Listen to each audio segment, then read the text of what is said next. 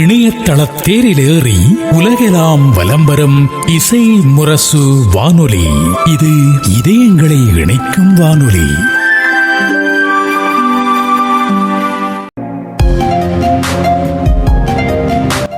படைப்போர் பூங்கா நிகழ்ச்சியில் டிஜிட்டல் மீடியாக்களின் எதிர்காலம் குறித்தும் செய்தித்துறையில் தங்கள் மேற்கொண்டு வரும் புதிய முயற்சிகள் குறித்தும் பேசுகிறார் நியூஸ் டுடே செய்தி நிறுவனத்தின் இயக்குனர் கோவை விமல் புஷ்பராஜ் அவர்கள்.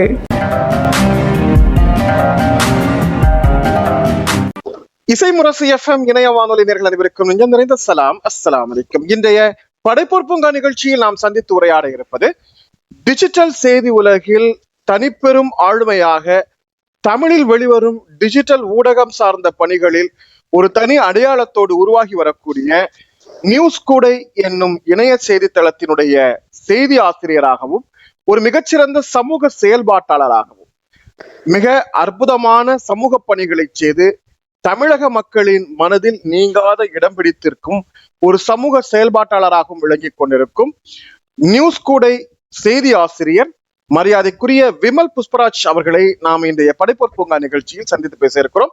இப்போது நம் அனைவர் சார்பிலும் விமல் புஷ்பராஜ் அவர்களை அன்போடு வரவேற்றுக் கொள்வோம். வணக்கம் சார். வணக்கம். மிக்க மகிழ்ச்சி இந்த தருணத்துல உங்களை சந்திக்கிறதுல. உங்களுடைய செய்தி பணிகள் பத்தி பேசுறதுக்கு முன்னால உங்களை பற்றி ஒரு சுருக்கமான அறிமுகத்தை நம்ம நேர்களுக்கு சொல்லுங்க. உங்களுடைய சொந்த ஊர், உங்களுடைய கல்வி, உங்களுடைய குடும்பம், இது குறித்த ஒரு அறிமுகத்தை சொல்லுங்க சார். சார், என்னோட name Vimal Pushparaj. News Today அப்படிங்கிற ஒரு வெப் சேனல்ல நான் எடிட்டரா இருக்கேங்க. இதுல ஒரு 15 ஆண்டு காலமா நான் அந்த பணியில இருக்கோம். அது ஜேர்னலிஸ்டா ஸ்டார்ட் பண்ணது ஒரு மேகசின்ல. அதுக்கப்புறம் புக் எல்லாம் ஸ்ட்ரீட் லெவல்ல போடுவாங்க, பெட்டிக்கல்ல போற அந்த மாதிரி படிப்படியா முன்னேறி இப்ப இந்த அளவுக்கு வந்திருக்கோம். இதோட சொந்த ஊர் திருச்சிங்க சார். ஓகே, திருச்சி. ஓகே. பிறந்தது எல்லாமே அங்கதான். ஆனா படிச்சது வளர்ந்தது எல்லாமே கோயம்புத்தூருங்க. இப்ப இருக்கிறது கோயம்புத்தூர். ஓகே. உங்க ஃபேமிலி டீடைல்ஸ்? ஃபேமிலி மேரேஜ் ஆகி ஒரு கிட் ஒன்னு இருக்காங்க, ஒரு பொண்ணு ஒன்னு இருக்காங்க. Okay okay sir. ஓகே, அற்புதம் சார். இப்ப என்ன துறையில நீங்க கல்வி கற்றீங்க? இப்ப ஜேர்னலிசம் தான் முடிச்சதுங்க சார். இப்ப டிஜிட்டல் ஃபுல்லா பாத்துட்டு இருக்கேன், டிஜிட்டல் மீடியா. ஓகே. இதழியல் துறையில வரணும் அப்படிங்கறது இப்ப நீங்க ஜேர்னலிசத்தை பட்டப்படிப்பாவே படிச்சிருக்கீங்க இல்லையா? ஆமா. இளம் காலத்துல இருந்தே ஊடகத்துறை மீதும் செய்தித்துறை மீதும் ஆர்வம் இருந்துச்சா? இந்த துறையை தேர்ந்தெடுக்கிறதுக்கு என்ன காரணம்? இல்ல, கண்டிப்பா இது எப்படின்னா ஒருத்தர் ஒரு தனிப்பட்ட முறையில ஒரு துறைய ஒருத்தர் தனி மனிதரையே நீங்க கேள்வி கேட்க முடியாது. நீங்க சாதாரண ஹியூமன் பீயா இருந்தா அப்படி பண்ண முடியாது. இதே நீங்க ஒரு ஜேர்னலிஸ்டா இருந்தா யார வேணாலும் எப்ப வேணாலும் கேள்வி கேட்கலாம். அது நல்ல முறையில இருக்கணும், ஒரு ஆரோக்கியமான முறையில் இருக்கணும், எந்த ஒரு குற்றச்சாட்டு இல்லாம இருக்கணும். அவங்கள இன்டர்வியூ பண்ணும்போது உங்களோட அனுபவம் அப்போ உங்களுக்கு ஜாஸ்தி ஆகும். ஒரு கேள்வி கேட்கறத விட பதில் சொல்றது ரொம்ப கஷ்டம் இல்லைங்களா? அப்ப அந்த கேள்வி நம்ம கேட்கறது இந்த பதில் கரெக்டான வர்ற மாதிரி கேள்வி கேட்கணும். அதுதான் ஜேர்னலிசம். இப்ப வர்றதுலாம் அப்படி இருக்கிற மாதிரி எனக்கு ஒண்ணும் தெரியல சார். பொதுவாவே இதழியல் கற்றவர்களுக்கும் கல்லாதவர்களுக்குமான வேறுபாடு அப்படிங்கிறது ஒண்ணு இருக்கு. இப்ப சாதாரணமா எழுத்துகிற ஆற்றல் இருந்தால் யார வேணாலும் எழுதிடலாம். ஆனால் ஒரு ஊடக தர்மம் அப்படின்னு நமக்கு ஒண்ணு வரையறை செய்து கொடுத்திருக்கிறார்.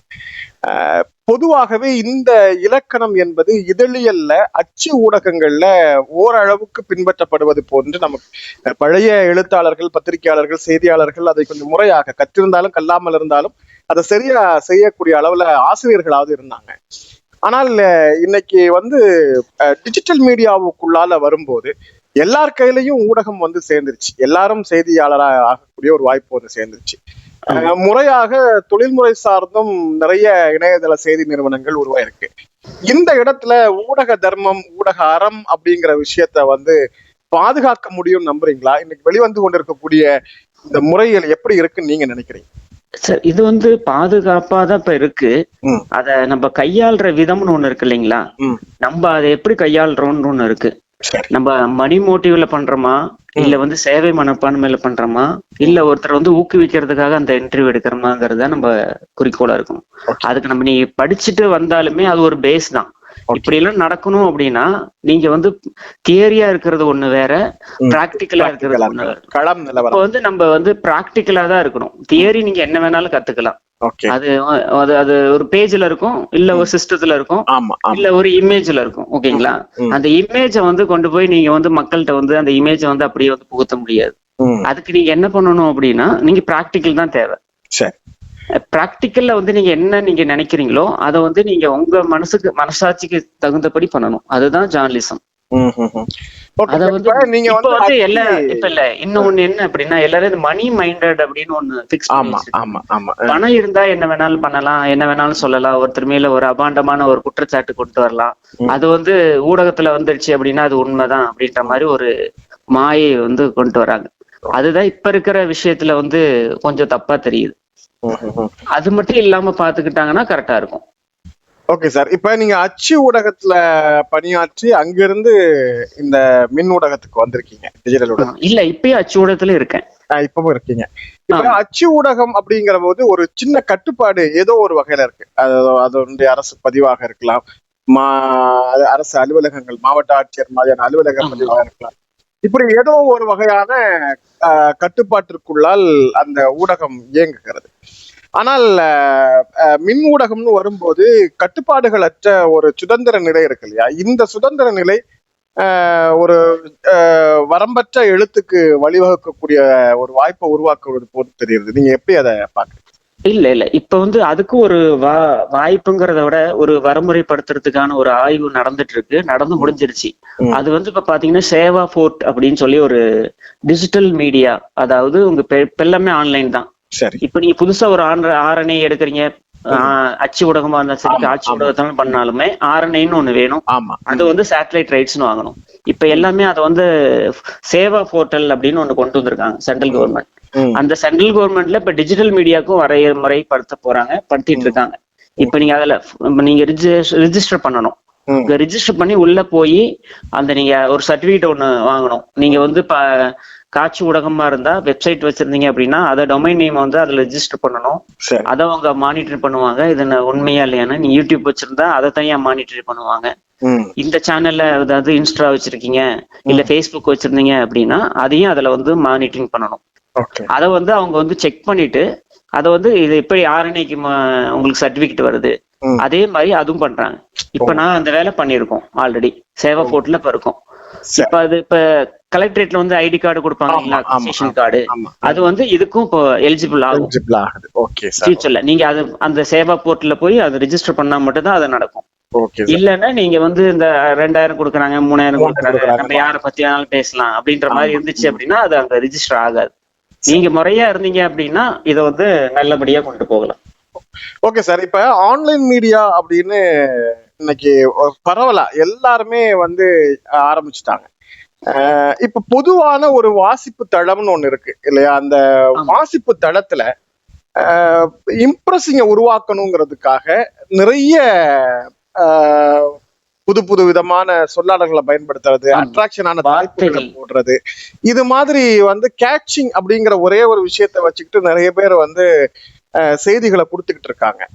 உண்மையிலேயே இது மாதிரியான வடிவங்கள் இப்ப வந்து அந்த தலைப்புக்கும் செய்திக்கும் சம்பந்தமே இல்லாதது மாதிரி எல்லாம் தலைப்புகள் கொடுக்குறாங்க. ஆனா ஒரு அட்ராக்ஷனுக்காக அதுல என்னதான் இருக்கு அப்படின்னு ஒரு தடவை பார்த்துருவோம்னு சொல்லி கிளிக் பண்ணி பார்க்கக்கூடிய நிறைய பேர் இருக்காங்க. ஸோ இது மாதிரியான முறை ஒரு நீண்ட பயணத்திற்கு இப்ப வந்து அச்சு ஊடகங்கள் பாத்தீங்கன்னா 40-50 வருஷம் சுதந்திரத்துக்கு முன்னால இருக்கக்கூடிய பத்திரிகைகள்லாம் இன்னைக்கும் வாழ்ந்துகிட்டு இருக்கு. இது மாதிரி ஒரு டிஜிட்டல் மீடியாவுக்கு ஒரு நீண்ட ஆயுள் இருப்பதற்கு வாய்ப்பு இருக்கா? இந்த மாதிரியான வாசகர்களும் இந்த மாதிரியான செய்தி எழுத்தாளர்களும் சமூக வலைதளங்களுக்குள்ளால வரும்போது செய்தியினுடைய மெய்ப்பிப்பு அப்படிங்கிறது எப்படி இருக்கும்? இல்ல அது வந்து டிஜிட்டல் மீடியால கண்டிப்பா இருக்கு. அதை நான் எப்படி யூஸ் பண்றோம்னு ஒண்ணு இருக்கு. நீங்க இப்ப ஒரு பொய்யான தகவலா கொடுக்குறீங்க, அந்த கேப்சர் கார்டுல நீங்க அந்த மாதிரி கொடுக்குறீங்க தேவையில்லாத வார்த்தைகள் அப்படின்னா ஒரு தடவை தான் அவங்க வந்து உள்ள நுழைஞ்சு பார்ப்பாங்க அது என்ன இருக்கு அப்படின்னு. அது பொய்ன்னு தெரிஞ்சது அப்படின்னா அதை ஒண்ணு சப்ஸ்கிரைப் பண்ண மாட்டாங்க, இல்ல அன்சப்ஸ்கிரைப்ட் ஆயிரும். ஓகே. அது ஒரு தரம் மட்டும் தான் அது யூஸ் பண்ண முடியும். ஒரு பொய்ய வந்து மறுபடியும் அது இது பண்றதுனால அது உண்மையாயிராது இல்லைங்களா? நிச்சயமா. அதுதான் பொய்யான தகவலா இல்லாம இருந்தா கூட அந்த தலைப்பை வந்து அது மாதிரி கேட்சிங்கா போட்டு அது ஒரு இறுதியா படிச்சு பார்க்கும்போது இறுதியா பாத்தீங்கன்னா அந்த செய்தியில எந்த ஒரு செய்திக்கான தேவையுமே இருக்காது. இது ஒரு நேர விரயம், இது மாதிரியான பல நெகட்டிவிட்டிய வந்து வாசகர்கள் மத்தியில அது உருவாக்கிடுது இல்லையா? அது ஒரு முக்கியமான விஷயம். அது என்ன அப்படின்னா அதுதான் அது வந்து அது ஒரு தடவை தான் அது வந்து அவங்க அவங்களோட செயல்பாட்டு கொண்டு வந்து அது அவங்களோட அந்த காட்சி ஊடகத்தோட பேரு தான் கெட்டு போகும் தவிர மத்த வேற ஆப்போனன்ட் சொல்லுவாங்க இல்ல மறு இதுல இருக்கிறவங்களுக்கு எந்த பாதிப்பும் இருக்காது. அதுதான் இல்லைன்னு தெரிஞ்சிடும் இல்லைங்களா? அப்ப அவங்க மேல இருக்கிற நம்பிக்கை ஜாஸ்தியாக தவிர இவங்களோடதுதான் நம்பிக்கை கம்மியாகும். ஓகே. இப்ப நியூஸ் கூடை அப்படிங்கிற பேர்ல ஒரு இணையதளம் நடத்திக்கிட்டு இருக்கீங்க, www.newskuday.com. இந்த இணைய.in. ஓகே. இந்த நியூஸ் கூடை.in இந்த இணையதளம் என்ன நோக்கத்தோடு துவங்கப்பட்டது, எப்ப துவங்கினீங்க, என்ன மாதிரியான கண்டென்ட்டுக்கு இதுல முக்கியத்துவம் கொடுக்குறீங்க? சார் இப்ப இது வந்து 2022 யூடியூபா தான் ஸ்டார்ட் பண்ணோம். இப்ப வெப் சேனல் ரெடி பண்ணிட்டு இருக்கோம். இப்ப இடையில கொஞ்சம் உடல்நிலை சரியாதனால அது பிளாக் பண்ணி வச்சிருந்தது. இப்ப மறுபடியும் ஒர்க் ஸ்டார்ட் பண்ணி ஜனவரில இருந்து மறுபடியும் கொண்டு வர போறோம். இப்ப அதுல வந்து சமூக சேவை பிளஸ் வந்து ஜேர்னலிசம்னா என்ன அப்படின்னு ஒரு கிளாஸ் எடுத்துட்டு இருக்கோம். டிஜிட்டல் மீடியாக்குன்னு ஒரு ட்ரைனிங் விளையாடுற ஒண்ணு வருது ஜனவரில இருந்து. ஆல் ஓவர் தமிழ்நாட்டுல உங்களுக்கு காலேஜ் அந்த சோசியல் மீடியால இருக்கிறவங்களுக்குன்னு ஒரு செட்டப் கொண்டு வரோம். ஒரு யூனியன் ஸ்டார்ட் பண்ணி அதுக்காக ரெடி பண்ணிட்டு இருக்கோம், பத்திரிகையாளர் சங்கம். அதோட ப்ராசஸும் போயிட்டு இருக்கு. அதுல அடுத்தது மாநில தலைவரா என்ன நியமிக்கப்பட்டிருக்காங்க. அது சம்பந்தமா போயிட்டு இருக்கோம். அந்த ஒர்க்குக்காக தான் நம்ம ஒரு டிஜிட்டல் மீடியா அப்படின்னா இது எப்படி கொண்டு போகணும், முதல்ல எப்படி நீங்க வந்து கேப்சர் கொண்டு வரணும், ஒரு டைட்டில் எப்படி வைக்கிறோம், இதுக்குன்னு ஒரு வரமுறை கிடையாது இது வரைக்கும். நீங்க வந்து செல்போன் வச்சிருந்தீங்க, ஒரு மெயில் ஐடி இருந்தா நீங்க வந்து யூடியூப் ஓபன் பண்ணி நீங்க என்ன வேணாலும் போடலாங்கிற ஒரு கண்டென்ட்ல இப்ப இருக்குது. இப்ப அதை மாத்தணும் அப்படின்னா அவன் பேஸ்லயே மாத்தினா மட்டும் தான் முடியும். அவன் எதுக்காக நீ ஓபன் பண்ணேன்னு முதல்ல அவன்கிட்ட ஒரு விஷயம் வேணும் ஒருத்தர்கிட்ட. நீங்க இதுக்கு இப்ப நீங்க யூடியூப் ஆரம்பிக்கணும்னா நீ என்ன நோக்கத்துக்காக நீங்க ஆரம்பிக்கிறீங்கன்னு கேட்டா அப்படின்னா நான் பணம் சம்பாதிக்கணும் இல்ல ஃபேமஸ் ஆகணும் அப்படின்னா. இதுல வந்து அப்படி கிடையாது. நீங்க சர்வீஸா வந்தா மட்டும்தான். ஒரு வீடியோ எப்ப வேணாலும் ஹைலைட் ஆகலாம். நீங்க இப்ப போட்டு 4 மாசம் கொடுத்தும் கூட வரலாம். நாங்க இப்ப நியூஸ் கூடங்கிறது இப்ப 15 வருஷமா அதுல இருக்கோம். 6 வருஷமா இந்த துறையில நான் வந்து டிஜிட்டல் மீடியால கொண்டு வந்திருக்கோம். இப்பதான் நானே ஃபேமஸ் ஆக ஆரம்பிச்சிருக்கோம் ஓரளவுக்கு. ஏன் அப்படின்னா அதுக்கான டைம் பிடிக்கும். அதுக்கான கண்டென்ட் நம்ம வந்து புரிஞ்சுக்கணும். முதல்ல இந்த கண்டென்ட் தான் கொடுக்கணும் அப்படிங்கிறது நம்ம தெரியாது. போடும்போது காலப்போக்குலதான் உங்களுக்கு தெரியும். இது எதனால வியூஸ் வரல, எதனால சப்ஸ்கிரைப் ஆகலைன்னு ஒரு ரீசன், ஒரு இடத்துல உங்களுக்கு தடங்கள் ஆகும். அப்ப நீங்க யோசிச்சீங்கன்னா இந்த தடங்கள் எதுக்காக வருது அப்படின்னு கண்டுபிடிக்கும் போதுதான் நம்ம இந்த மாதிரி விஷயம் போயிட்டு இருக்கோம். இது பண்ணக்கூடாது, உள்ள செட்டிங்ஸ்ல டெக்னிக்கலா நிறைய விஷயம் இருக்குது அப்படின்னு தெரியும். நீங்க டெக்னிக்கலா கொண்டு போகணும் அப்படின்னா நம்ம கண்டென்ட் கரெக்டா இருக்கணும். அப்ப நியூஸ் வந்து நல்ல விதமா நியூஸ் எடுக்கணும். எல்லாரும் நியூஸ் எடுக்கிற நியூஸ் நம்ம எடுக்கக்கூடாது. கொஞ்சம் வித்தியாசமா இருக்கும், தனித்துவம் இருக்கணும். அந்த தனித்துவத்துல வந்து அவங்கள ஒருத்தர் என்கரேஜ் பண்ற மாதிரி இருக்கணும் தவிர டிஸ்கரேஜ் பண்ற மாதிரி இருக்கக்கூடாது. டிஸ்கரேஜ் பண்ணுனா அது எப்படின்னா அதுக்குன்னு தனியான கிரைம் அந்த மாதிரி விஷயம் சப்ஜெக்ட் இருக்கு. நீங்க அது ஒருத்தர் வந்து குற்றம் பண்ணிருந்தாங்கன்னா நீங்க எப்படி வேணாலும் அவங்கள கொண்டு போகலாம், பண்ணலாம். பண்ணல ஒரு அசம்சன்லாம் அவங்களை நீங்க எதுவுமே கார்னர் பண்ணக்கூடாது. அதுதான் இந்த விஷயத்துல ஒண்ணு. நீங்க ஒருத்தரை வந்து நல்ல விஷயம் கொண்டு போனீங்க அப்படின்னா எப்படி வேணாலும் ரீச் ஆகும். இந்த நெகட்டிவா கொண்டு போனீங்கன்னா பூம் ஆகும். அது வந்து திருப்பி நமக்கே தான் அஃபேர் ஆகும். Okay sir. இந்த மாதிரி முறைப்படுத்தப்பட்ட கல்வி இப்ப இதழியல் அப்படின்னு கொடுக்கறது மாதிரி ப்ரொஃபஷனலா டிஜிட்டல் மீடியாவுக்கான பயிற்சி வகுப்புகள்னு நிறைய இப்ப ஆன்லைன்லயே நிறைய நடத்திக்கிட்டு இருக்காங்க. இந்த பயிற்சி வகுப்புகளை அங்கீகாரப்படுத்துறதுக்கு, ஏன்னா இப்ப பல்கலைக்கழகங்கள்ல வந்து diploma programme, PG diploma programme, இது மாதிரி நிறைய வாய்ப்புகள் இருக்கு. ஆனா இந்த ஆன்லைன் சோர்சஸ்ல கத்துக்கொள்ளக்கூடிய இந்த கல்வி, இந்த பயிற்சிகள், இதை முறைப்படுத்துறதுக்கான ஏதேனும் வாய்ப்புகள் இருக்கா சார்? இது ஆன்லைன்ல பண்ணலாம். பண்ணா உங்களுக்கு நீங்க எந்த அளவுக்கு நீங்க ஆன்லைன்ல எடுத்துக்குவீங்கன்னு தெரியாது உங்களுக்கு. இப்ப நீங்க வந்து ஒரு விஷயம் சொல்றோம் அப்படின்னம்னா இந்த ஒரு இடத்துல போய் செட்டிங்ஸ்ல போய் நீங்க பண்ணுங்க அப்படின்னா உங்க மொபைல்ல உங்க ஆப்ஷன்ல எப்படி இருக்குன்னு தெரியாது. நீங்க வந்து ஐபோன் வச்சிருக்கீங்களா இல்ல ஆண்ட்ராய்டு வச்சிருக்கீங்களா, நமக்கு தெரியும். எப்படி வேணாலும் இருக்கலாம். ஒவ்வொருத்தருக்கும் ஒரு மாதிரி அந்த வந்து செட்டிங்ஸ் இருக்கும். இதே நீங்க வந்து பிராக்டிக்கலா வந்தீங்கன்னா தான், தியரியா ஒண்ணுமே கத்துக்க முடியாது. பிராக்டிக்கலா வந்தீங்கன்னா மட்டும்தான் அது பண்ண முடியும். அதுக்கான இப்ப கவர்மெண்ட் வந்து சென்ட்ரல் கவர்மெண்ட் NSDAன்னு ஒன்று இருக்கு, அவங்க வந்து சர்டிஃபைஸ் கோர்ஸே கொடுக்குறாங்க. அதாவது 6 மாசம் கோர்ஸ். அதுதான் நம்ம இப்ப ரெடி பண்ணிட்டு இருக்கோம். இப்ப அதுதான் அடுத்தது வந்து ப்ராசஸ்ல போயிட்டு இருக்கேன். காலேஜஸ் மற்ற எல்லாம் முக்கியமானவங்களுக்கு மட்டும் அது பண்ணி கொடுக்கலன்னு. அதுக்கப்புறம் அது ரிஜிஸ்ட்ரேஷன் ஒர்க்கு அதெல்லாம் இப்பதான் பிளான் பண்ணிட்டு இருக்கோம். அது முடிச்சதுக்கு அப்புறம் ஜனவரில இருந்து அது ஒர்க் ஸ்டார்ட் பண்ணுவோம் சார்.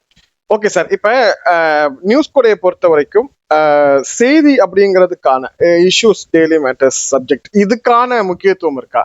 இல்ல வந்து ரியாலிட்டியோட சில தகவல்கள், ஹிஸ்டாரிக்கல் சப்ஜெக்ட் இது மாதிரி ஒரு நீண்ட நாட்களுக்கும் பதிவு பயன்படக்கூடிய மாதிரியான கண்டென்ட் கொண்டு வரீங்களா? எதுக்கு இப்ப முக்கியத்துவம் கொடுக்குறீங்க? இப்போதைக்கு ஜெனரல் நியூஸ் போயிட்டு இருக்குங்க சார். ஓகே. அதாவது நாட்டுல நடக்கிற நியூஸ் அது மட்டும் போயிட்டு இருக்கு. அடுத்து வந்து கோவில் சம்பந்தப்பட்ட ஒர்க் எடுத்திருக்கோம் இப்பதான்.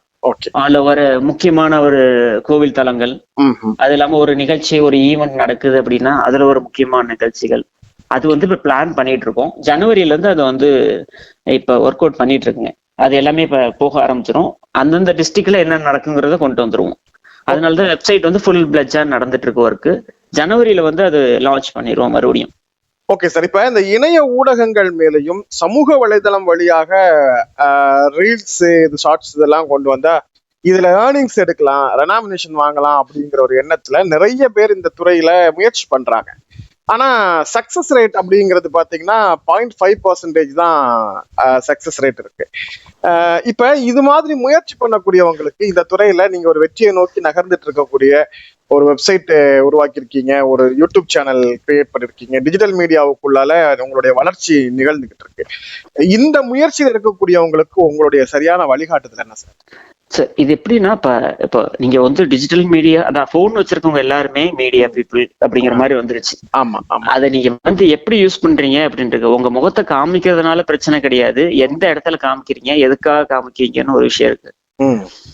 இப்போ வந்து ஒரு இடத்துல ஒரு ஒர்க் நடந்துட்டு இருக்கு, அது சரியா நடக்கல அப்படின்னா நீங்க சம்பந்தப்பட்ட அதிகாரிகிட்ட சொல்லி, அதுக்கப்புறம் அது நடக்கல அப்படின்னா நீங்க அதை வீடியோ போடலாம், என்ன வேணாலும் பண்ணலாம். அது அங்க இருந்து எதனால நடக்கலன்னு உங்களுக்கு ஒரு விஷயம் தெரியாது இல்லையா? நீங்களா ஒண்ணு போட்டதுக்கு அப்புறம் அது வேற மாதிரி கொண்டு போய் வச்சுன்னா உங்களுக்கு தான் பேக் போன் ஆகும் பண்றவங்களுக்கு. அதை வந்து முறையா அது எதுக்கு அப்புறம் அங்கீகரிக்கப்பட்ட செய்தியாளர்கள்னு இருக்காங்க, சேனல்னு இருக்கு, அது அவங்க பாத்துக்குவாங்க. நீங்க வந்து அவங்ககிட்ட சொல்லுங்க, அவங்க வந்து பண்ணி கொடுப்பாங்க. அது முடியல அப்படின்னா நீ அதை அடுத்த கட்ட நடவடிக்கை நீங்க போகலாம். இதோட நீ பணம் சம்பாதிக்கணும் வந்துட்டீங்க அப்படின்னா இது கத்தி மாதிரி. நீங்க எந்த அளவுக்கு இமேஜ் மேல கொண்டு போகுதோ அந்த அளவுக்கு பேக் ஃபேர் இருக்கு, ரிட்டர்ன் ஆகும். ஏன் அப்படின்னா நீங்க நல்ல விஷயம் கொண்டு போனா எப்பயும் நெகட்டிவ் ஒன்னும் இது எப்படி வளர்றாங்கன்னு ஒரு விஷயம் இருக்கு. வளர்ச்சி கெடுக்கிறதுக்கு நிறைய பேர் இருப்பாங்க. அப்போ வந்து உங்க நெகட்டிவ் ஏதாச்சும் ஒண்ணு கொண்டு போனீங்க அப்படின்னா அந்த நெகட்டிவ் வச்சு அதை பாசிட்டிவா மாத்திடுவாங்க. அப்ப நீங்க வந்து மணி மைண்டடா இதுல உள்ள வரக்கூடாது, சர்வீஸ் ஓரியன்டா வந்தா மட்டும்தான் இது மணி மைண்டடா நீங்க மாத்த முடியும். Okay sir. இப்ப சர்வீஸ் ஓரியன்டா கூட இப்போ லாங் டேர்முக்கு யூஸ் ஆறது மாதிரியான கண்டென்ட் இருக்கும்.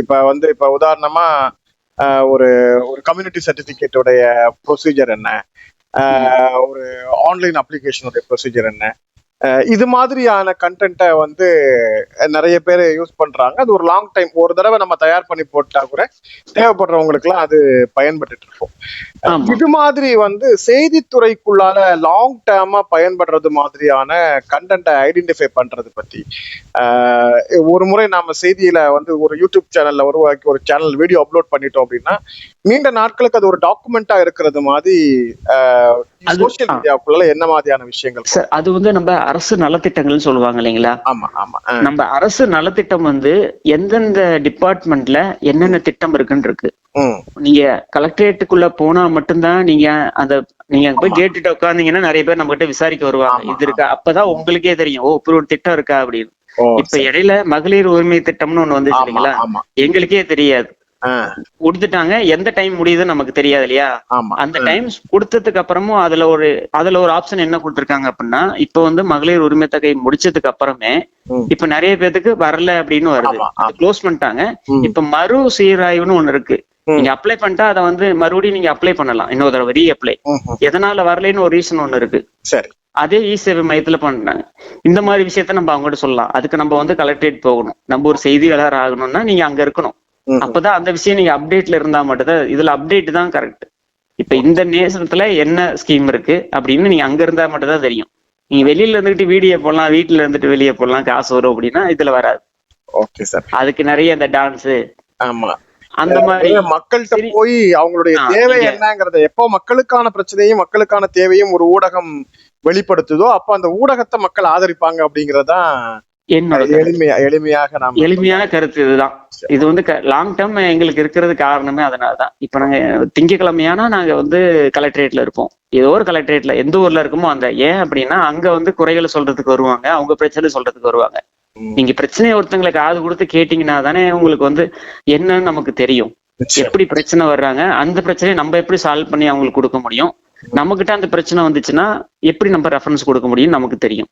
அதை தாண்டி நம்ம வந்து நீங்க வீட்டுக்குள்ளேயே உட்காந்துக்கிட்டு இல்ல வெளியில உட்காந்துக்கிட்டு 4 பேர் சொல்றதை கேட்டுட்டு அதை வச்சு நம்ம வீடியோ பண்ணி பணம் வாங்கினா அது கஷ்டம். அது லாங் டேர்ம் இருக்காது. Okay sir. இப்ப வந்து உங்களுடைய பணி வெறும் செய்தித்துறையாக மட்டும் இல்லாம ஒரு மிகச்சிறந்த சமூக பணியா உங்களுடைய தினசரி பணியை அமைச்சிட்டு இருக்கீங்க. போற்றுதலுக்குரிய நிறைய சமூக பணி, மிக குறிப்பாக இரத்த கொடைக்காக நீங்கள் பெற்றிருக்கக்கூடிய விருது, அதே போன்று கொரோனா காலகட்டத்தில் உங்களுடைய சமூக பணி, இவை எல்லாமே வந்து பல்வேறு அங்கீகாரங்களை பெற்று தந்திருக்கிறது. ஒரு செய்தியாளராக இருந்துட்டு சமூக பணி, ஏன்னா செய்தியே சமூக பணி அப்படிங்கிறது தான் உண்மை. இருந்தாலும் முழு நேரமாக செய்தித்துறையில பணியாற்றக்கூடியவருக்கு இது மாதிரியான சமுதாய பணிகளை செய்யறது அப்படிங்கிறது வந்து அவங்களுக்கு பின்னால போறது, அவங்கள ஃபாலோ பண்றது, அவங்கள ஒர்க் அவுட் பண்றது, இப்படியான பல தேவைகள் சமூக பணிகளுக்குள்ளால இருக்கு. அதுவும் நீங்க ஒரு பகுதின்னு இல்லாம இந்தியா முழுவதும் பயணம் செய்து உங்களுக்கான இலக்கை அடைவதற்காக நீங்க முயற்சி பண்ணிட்டு இருக்கீங்க. பல பகுதிகளில் உங்களுடைய சேவை நிகழ்ந்துகிட்டு இருக்கு. எந்த மாதிரியான பணிகள் உங்களுடைய இந்த அறக்கட்டளை வழியா தொடர்ந்துகிட்டு இருக்கீங்க? இந்த அறக்கட்டளையினுடைய செயல்பாடுகள் பற்றி சொல்லுங்க. சரி, இப்ப அறக்கட்டளை வந்து 1 வருஷம் ஆகுதுங்க நாங்க துவங்கி. நாங்க வந்து இது எதுக்கு துவங்கணும் அப்படின்னா, ஒரு கலெக்டர் இருக்காங்க, அவங்களோட அப்பா அம்மா தான் இதுக்கு வந்து பிள்ளையார் சொல்லி போட்டாங்க.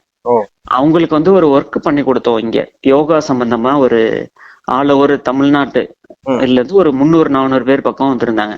அந்த ஒர்க்குக்கு நான் தான் ப்ராஜெக்ட் ரெடி பண்ணி கொடுத்துருந்தாங்க, அந்த மீட்டிங் நடத்துறதுக்கு, அது பண்றதுக்கு. அப்பதான் பழக்கமாயி சரி நம்ம ஒரு ட்ரஸ்ட் ஒண்ணு பண்ணலாம் அப்படின்னு சொல்லி பண்ணி எல்லாம் ரெடி பண்ணி அவங்களுக்குதாக தான் போனதே. நான் எனக்கு ஐடியாவே கிடையாது ட்ரஸ்ட் ஆன், ஏன்னா நம்ம சர்வீஸ் ஓரியன்ட்ல தான் இருக்கோம். பண்றது முடிவு வச்சு கையில கொடுக்க போறோம், பண்ண போறோம், இதுக்கு ட்ரஸ்ட் அப்படின்னு நம்ம இது வரைக்கும் பண்ணல. அவங்களுக்கு பண்ண போய் அது என்ன ஆயிடுச்சுன்னா, கடைசியில வந்து அவங்க வந்து கலெக்டரோட அப்பா அம்மானால பண்ண முடியாது அப்படின்னு ரிப்போர்ட் வந்துருச்சு, பண்ண வேண்டாம் அப்படின்னு. அதனால என்ன ஃபவுண்டரை போட்டாங்க. இதுதான் இது எதேச்சியா நடந்தது.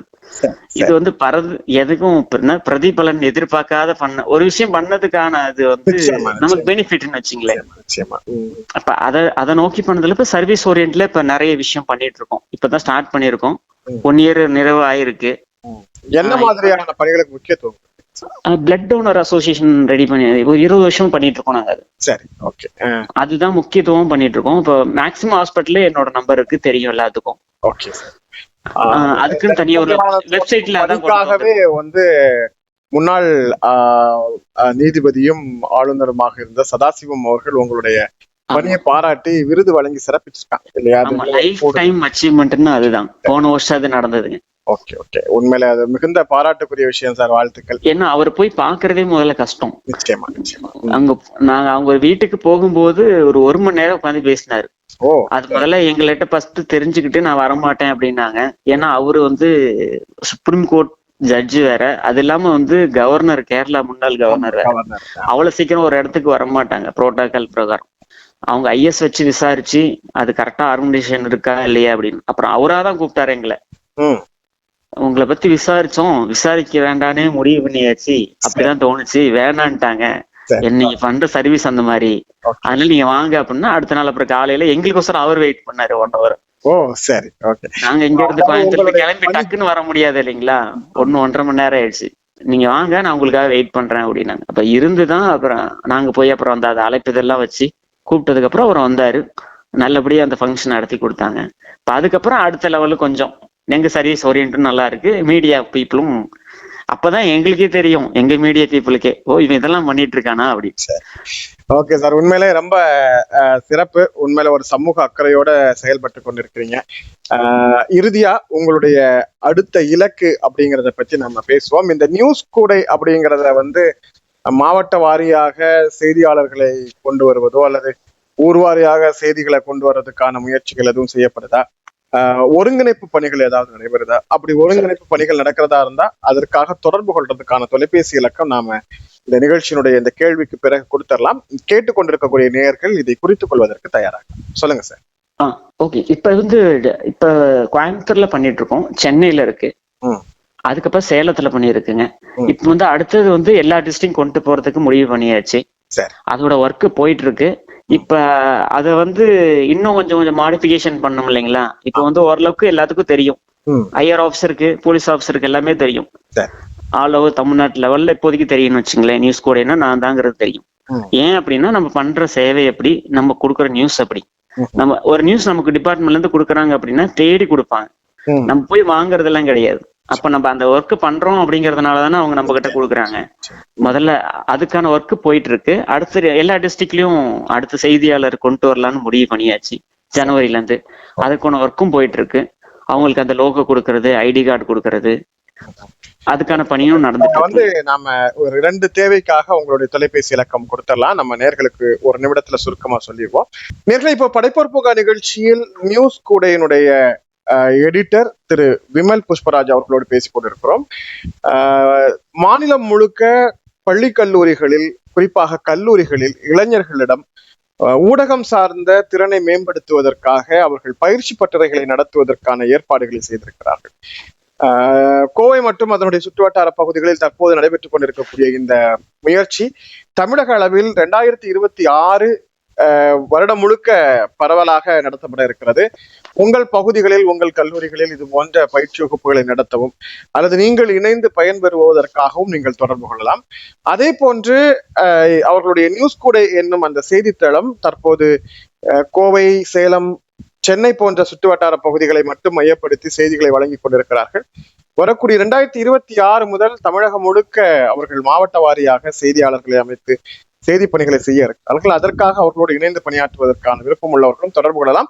இப்போ தொடர்பு கொள்வதற்காக எடிட்டர் விமல் புஷ்பராஜ் அவர்களுடைய தொலைபேசி எண் தரப்படுகிறது, குறித்துக் கொள்ளலாம். நம்பர் சொல்லுங்க சார். 95666632323270. மீண்டும் ஒரு முறை திரு விமல் புஷ்பராஜ் அவர்களின் தொலைபேசி இலக்கம் தரப்படுகிறது. குறித்துக் கொண்டவர்கள் சரிபார்த்துக் கொள்ளலாம். மற்றவர்கள் மீண்டும் ஒரு முறை கேட்டு குறித்துக் கொள்ளுங்கள்.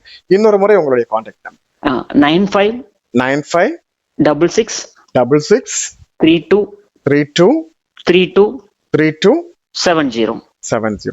மிக்க மகிழ்ச்சி சார். உங்களுடைய இலக்கு மிக உன்னதமானது, உயர்வானது. உங்களுடைய இலக்கை மிக விரைவில் அடைந்து உங்களுடைய நியூஸ் கூடை மூலமாக இன்னும் அற்புதமான சமூக பணிகள் நிகழ உலகெங்கும் வாழ்ந்து கொண்டிருக்கும் இசைமுரசு சார்பில் நன்றி தெரிவித்துக் கொள்கிறோம், வாழ்த்து தெரிவித்துக் கொள்கிறோம் சார். நேரத்தை பங்களித்தமைக்காக நன்றி. Okay, thank you. உங்களுக்கு நன்றி, உங்களோட வியூவர்ஸ்க்கும் நன்றி. மிக்க நன்றி. என்ன சிறப்பு அழைப்பாளராக அழைத்ததற்கும் நன்றி. நன்றி சார். நேர்களே, இன்றைய படைப்போர் பூங்கா நிகழ்ச்சியில் நாம் இதுவரை நியூஸ் கூடை இணையதளத்தினுடைய செய்தித்தளத்தினுடைய எடிட்டர் திரு விமல் புஷ்பராஜ் அவர்களை சந்தித்து பேசினோம். அவர்களுடைய உரையாடல் மிகுந்த பயனுள்ளதாக இருந்தது. நிகழ்ச்சியில் பங்கேற்றமைக்காக நன்றி சொல்லி மீண்டும் மற்றொரு நிகழ்ச்சியில் இன்னொரு சிறப்பு அழைப்பாளரோடு சந்திக்கும் வரை நன்றியும் சலாமும் சொல்லி விடைபெற்றுக் கொள்கிறோம். அஸ்ஸலாமு அலைக்கும்.